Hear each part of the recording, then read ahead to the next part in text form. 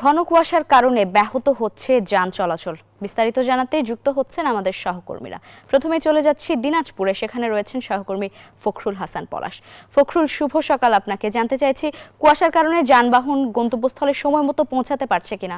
শুভ সকাল লাইবা। আপনি জানেন যে আসলে উত্তর অঞ্চলের যে শীতের তীব্রতা সেটি কিন্তু দিন দিন কিন্তু বৃদ্ধি পাচ্ছে এবং আজকের যদি তাপমাত্রা আপনাকে বলি, আজকে তাপমাত্রা 13.1 ডিগ্রি সেলসিয়াস, গতকালটা কিন্তু 12.1 ডিগ্রি সেলসিয়াস তাপমাত্রা দিনাজপুরে রেকর্ড করা হয়েছিল এবং আজকে কিন্তু তাপমাত্রা 1 ডিগ্রি সেলসিয়াস বাড়লেও কিন্তু আমার পিছনে দেখতে পাচ্ছেন যে একেবারে দিনাজপুর ঢাকা মহাসড়কের দাঁড়িয়ে আছি আমি এবং এই মহাসড়ক দিয়ে কিন্তু যানবাহন দিনের বেলায় দেখেছি আমরা যে হেডলাইট জ্বালিয়ে চলাচল করছে। আমার পিছনে দেখতেই পাচ্ছেন যে একেবারেই ঘন কুয়াশা।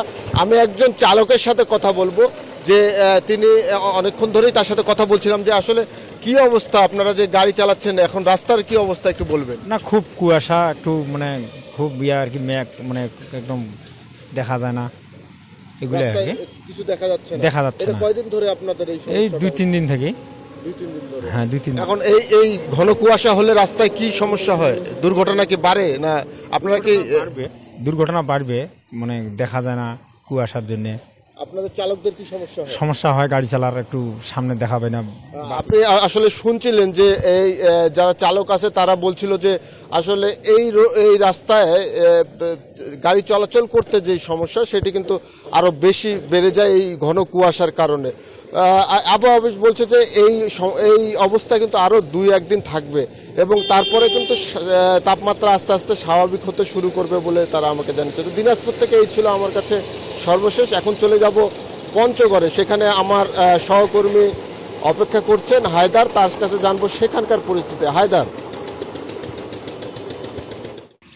পলাশ, আপনাকে ধন্যবাদ। আপনি যেমন বলছিলেন কুয়াশা আবৃত হয়ে আছে দিনাজপুর, কিন্তু এখানকার চিত্রটা একটু ভিন্ন রকম। যদিও এই জেলায় মৃদু শৈত্য প্রবাহ এখনও বহমান রয়েছে এবং এখানে আজকে কিন্তু তাপমাত্রা নির্ণয় করা হয়েছে 9.9 ডিগ্রি সেলসিয়াস সকাল 6টার খবরে, যেটা আমরা জেনেছি আবহাওয়া অফিস থেকে।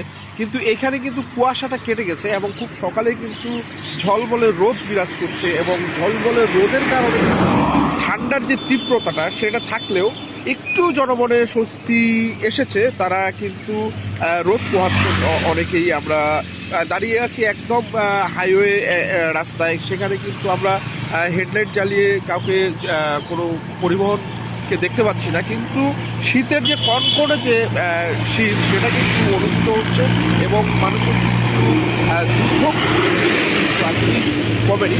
রোদের কারণে, রোদ এবং সূর্য ওঠার কারণে কিছুটা স্বস্তি এসেছে এবং সাধারণ খেটে খাওয়া মানুষ কিন্তু তারা আজকে অন্তত সময় মতো কাজে যেতে পেরেছেন বলে তারা বলছেন। কিন্তু ঠান্ডার যে তীব্রতাটা, যেটা সন্ধ্যা থেকে শুরু হয়, সেটা কিন্তু এখানে চলমান রয়েছে এবং আবহাওয়া অফিস আমাদেরকে জানিয়েছে ঠান্ডার তীব্রতা কিন্তু আরও বাড়বে। তো এই ছিল আমার কাছে সর্বশেষ। আমাদের সহকর্মী অপেক্ষা করছেন রাজবাড়িতে। মিঠুন, আপনার কাছে জানতে চাইব রাজবাড়ির কি অবস্থা শীতের? আমি এই মুহূর্তে রয়েছি রাজবাড়ির দৌলদিয়া ফেরিঘাট এলাকায়, যেটি কিনা দেশের অন্যতম নৌরুট হিসাবে পরিচিত। প্রচন্ড ঘন কুয়াশার কারণে কিন্তু গত রাত 1টা থেকে এই রুটে ফেরি চলাচল বন্ধ রয়েছে। আমরা জানতে পেরেছি বিআইডব্লিউটিসি কর্তৃপক্ষের মাধ্যমে যে এই মাঝ নদীতে 3টি ফেরি আটকা পড়েছে এবং সেই ফেরিগুলোতে কিন্তু কয়েকটি যাত্রীবাহী পরিবহন এবং পণ্যবাহী ট্রাক রয়েছে। আমরা যেটি দেখেছি যে গত কয়েকদিন যাবৎ কিন্তু সারা দেশের মতো রাজবাড়ির উপর দিয়েও কিন্তু প্রচন্ড ঘন কুয়াশা আমরা দেখেছি, যেটির কারণে কিন্তু স্বাভাবিক মানুষের জীবনযাত্রা ব্যাহত হচ্ছে। আর এই ঘন কুয়াশার কারণে কিন্তু কয়েকদিন ধরেই কিন্তু প্রায় সময়ই কিন্তু এই সকালে ফেরি বন্ধ থাকে, যার জন্য কিন্তু সাধারণ যাত্রী এবং যানবাহনের কিন্তু প্রচন্ড দুর্ভোগ পোহাচ্ছে। আমরা এই মুহূর্তে আমি রয়েছি ঠিক দৌলদিয়ার যে 0 পয়েন্ট থেকে অল্প একটু দূরে, সেখানে দেখতে পাচ্ছেন যে এখানে পণ্যবাহী ট্রাকের কিন্তু একটি সারি রয়েছে। আমরা বিআইডব্লিউটির সঙ্গে কথা বলেছি, তারা বলেছে যে এই রুটে 15টি ছোট বড় ফেরি চলাচল করছে, যে ফেরিগুলো দিয়ে দিয়ে কিন্তু খুব দ্রুত কুয়াশা কেটে গেলে যাত্রী এবং যানবাহন পারাপার করা সম্ভব হবে। আরেকটি বিষয় একটু জানিয়ে রাখি, এই রুটে কিন্তু এই দৌলতদিয়া প্রান্তে কিন্তু 7টি ফেরি ঘাট রয়েছে। 7টি ঘাটের মধ্যে কিন্তু 3টি ঘাট সচল রয়েছে, তার মানে 4টি ফেরিঘাটই কিন্তু বন্ধ রয়েছে, যার কারণে কিন্তু অনেকটাই সবসময় কিন্তু এক ধরনের দুর্ভোগ পোহায় সাধারণ মানুষ। আর এই সময়টিতে ঘন কুয়াশা যে থাকে সেটি কিন্তু তার কারণে প্রতিদিনই এরকম কষ্টে জীবনযাপন করতে হচ্ছে সাধারণ মানুষের। এতটুকুই ছিল আমার কাছে রাজবাড়ী থেকে। আমি ফিরে যাচ্ছি স্টুডিওতে লাইবার কাছে। লাইবা। মিঠুন, ধন্যবাদ আপনাকে।